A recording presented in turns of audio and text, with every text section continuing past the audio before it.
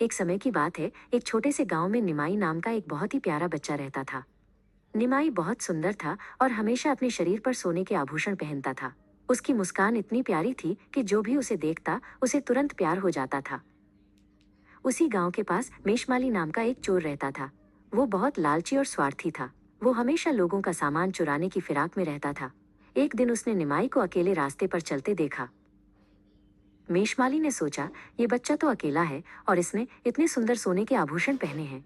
मैं इसे उठाकर भाग जाता हूँ और इसके आभूषण चुरा लेता हूँ।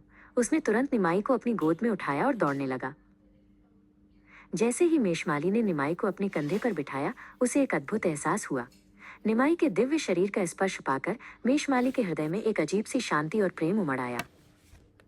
मेषमाली, जो पहले निमाई को मारकर उसके आभूषण छीनने की सोच रहा था, अब ऐसा सोच भी नहीं पा रहा था।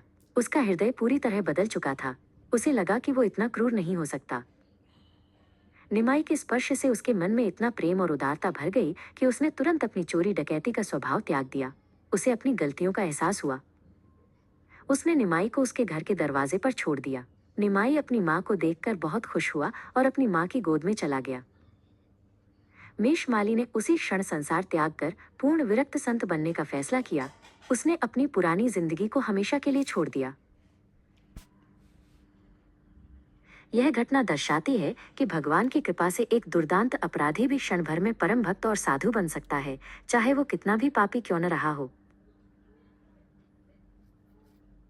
ये निमाई की अलौकिक शक्ति और प्रेम का प्रमाण था, जिसने एक चोर के जीवन को पूरी तरह बदल दिया और उसे एक नया रास्ता दिखाया।